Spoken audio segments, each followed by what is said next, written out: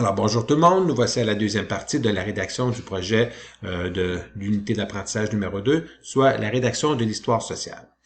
Après avoir rencontré la personne après lui avoir présenté plutôt votre consentement, qu'elle aura consenti à participer au projet avec les connaissances qu'elle en a maintenant, vous allez pouvoir amorcer la rédaction de votre histoire sociale. Bien sûr, en présence de la personne, vous allez devoir déjà avoir préparé les questions qui répondront à tous les éléments qu'on va aborder maintenant.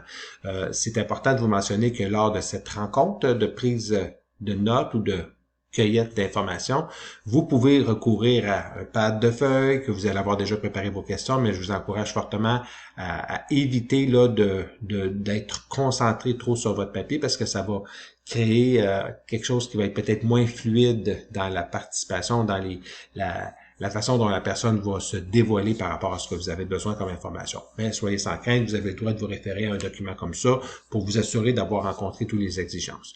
Vous pouvez aussi noter des mots-clés que vous pourrez revenir après pour aller chercher plus d'informations, mais laissez parler la personne. N'hésitez pas non plus à laisser des petits temps morts, parce qu'on sait que ces petits temps morts-là vont permettre à la personne de reprendre la parole et de poursuivre, parce que souvent, ils sont mal à l'aise avec ces temps morts-là. Alors voilà, à partir du moment où vous êtes prêt à commencer la rédaction de votre travail, vous allez nous faire une brève introduction, un court paragraphe qui va nous décrire en quoi consiste ce travail-là et quels seront les sujets abordés dans ce travail. Alors voilà. La façon dont je pense que vous devriez procéder, là, c'est de partir d'un document vierge et d'écrire introduction, de ne pas marquer ces éléments-ci, bien sûr, mais de commencer votre introduction directement en dessous. Après ça, gardez les grands titres et non pas les sous-titres. Donc, identification. Et là, allez-y avec des paragraphes qui vont délimiter les différentes informations qu'on va retrouver dans l'identification. Suite à ça, la même façon, vous allez devoir écrire 2 antécédents familiaux et découper en petits paragraphes là, ces sections-ci. C'est sûr que si vous avez un tout petit paragraphe, vous pouvez jumeler 2 éléments qui formeront un paragraphe, mais ne gardez pas ces éléments-ci parce que ça va venir vous bouffer trop d'espace dans votre travail et ce n'est pas nécessaire. Ce qu'on veut, c'est le texte. Ah, on dit bien un texte parce que votre rédaction devra se faire sous forme de texte, sujet, verbe, complément. Je ne veux pas de PowerPoint parce que ce n'est pas un PowerPoint social, mais c'est plus une histoire sociale. Donc, on va raconter les éléments qui vont nous être rapportés.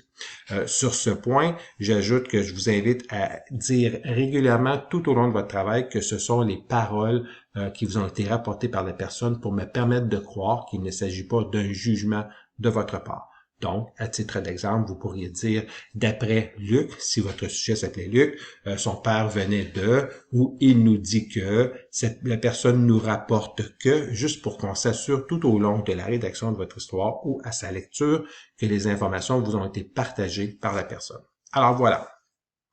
Premier point, ce qu'on veut que vous nous marquiez ici, c'est l'identification de la personne. Donc, qui est le sujet de votre histoire sociale? Donc, vous nous donnez son nom et son prénom, sa date de naissance ainsi que le lieu où il est né. Par la suite, vous devez nous donner la culture à laquelle il ou elle s'identifie.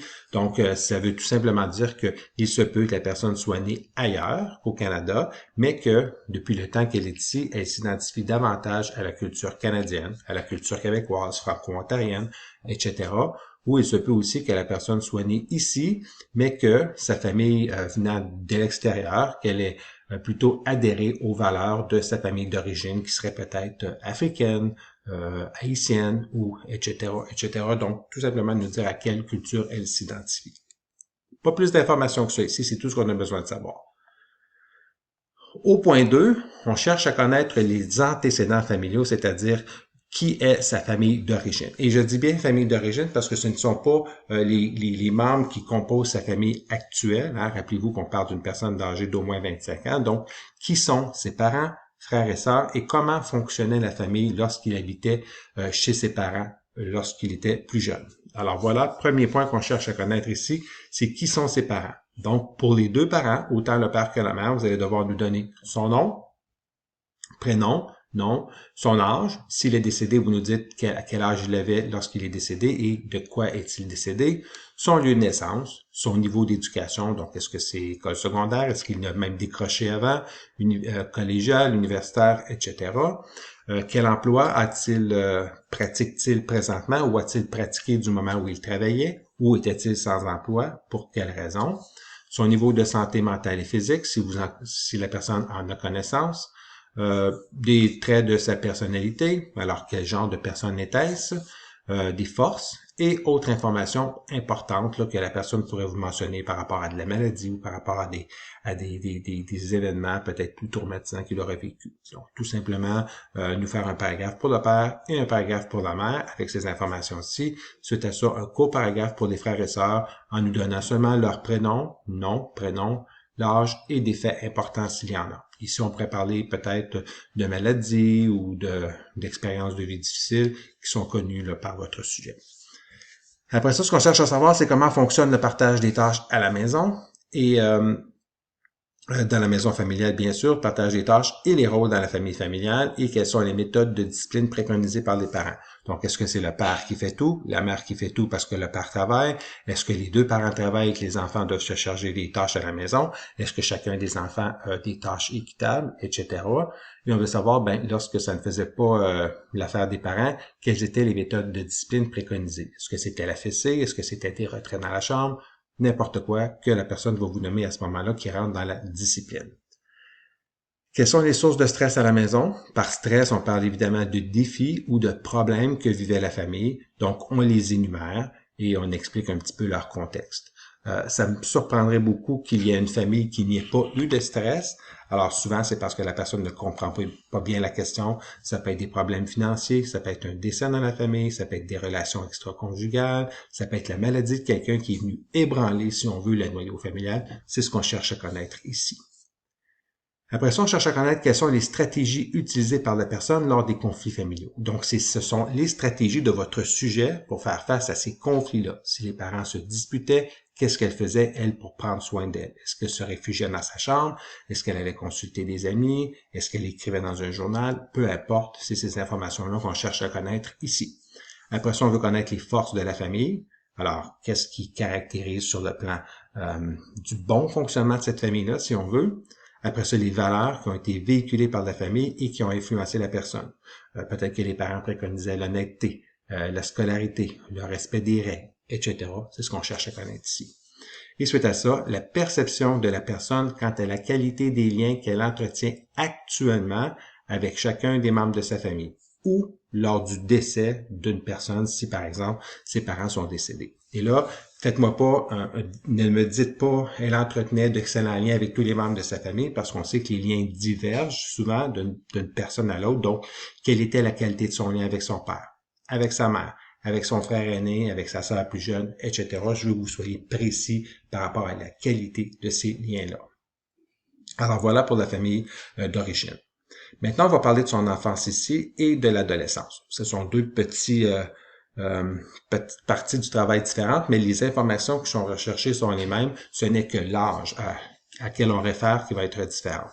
Donc, sur le point 3, quels sont les défis et les faits marquants vécus de la naissance à l'âge de 12 ans sur les plans familial, social et scolaire. Donc, faites-moi 3 petits paragraphes si vous voulez, mais c'est important d'énumérer les 3 parce que vous allez perdre des points.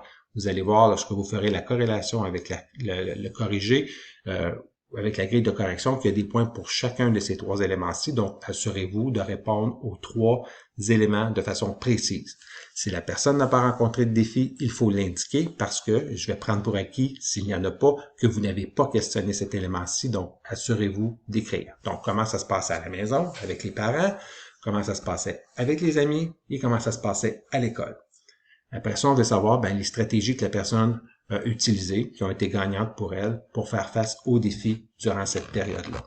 Et on veut la même chose ici au point numéro 4 pour l'adolescence, soit entre les 13 à 18 ans. L'adolescence est une période importante, donc ne me faites pas un petit paragraphe comme ça. Il y a certainement des éléments d'une crise d'adolescence. C'est la recherche de l'identité. Il y a souvent des conflits avec les parents, la différenciation, si on veut, là, autant sur le plan scolaire, sur le plan social. Donc, n'ayez pas peur de questionner davantage pour que la personne vous parle vraiment de comment s'est passée son adolescence, ainsi que les stratégies qu'elle a utilisées pour faire face aux défis lors de cette période-là et Dieu sait qu'il y en a normalement plus que durant l'enfance. On cherche encore à savoir ici, là, évidemment, là, sur les 3 plans connus dont on a parlé tantôt pour l'enfance, donc sur le plan familial, sur le plan social et sur le plan scolaire pour l'adolescence également. Maintenant, pour la vie adulte. La personne est âgée d'au moins 25 ans, donc elle a quitté la maison, possiblement. Sinon, peut-être qu'elle habite encore chez les parents, donc c'est ce qu'on cherche à savoir. À quel âge a-t-elle quitté la maison? Pourquoi elle a quitté? Si elle habite encore à la maison, mais pourquoi elle habite encore à la maison? Est-ce que c'est parce que les loyers sont trop chers? Est-ce que c'est parce que elle n'a pas... elle poursuit ses études ou parce qu'elle cherche à se ramasser des sous pour acheter une maison? Bon, allez questionner cet aspect-là.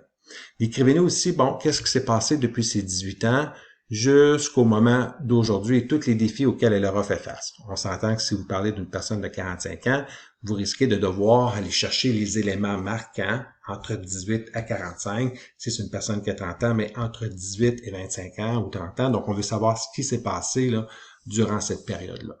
Après ça, quelles ont été les stratégies pour faire face aux défis durant cette période-là? Et pour terminer, comment la personne croit-elle s'être adaptée aux nouvelles responsabilités? On sait que devenir un adulte, c'est la recherche d'autonomie, c'est l'indépendance et tout ça. Donc, comment elle a pu répondre à tous ces besoins-là? Est-ce qu'elle a eu besoin de 2 emplois? Est-ce qu'elle a eu besoin d'aide financière? Est-ce qu'elle a dû recourir à des banques alimentaires? Ou est-ce que les parents donnent un coup de main? Donc, c'est ces éléments-ci ici qu'on doit retrouver. Donc, pour tout de suite, je vais arrêter l'enregistrement parce qu'encore une fois, j'ai une limite de temps. Je vous rejoins dans une troisième vidéo pour vous parler du point 6 et des points qui suivent. Merci, à tantôt.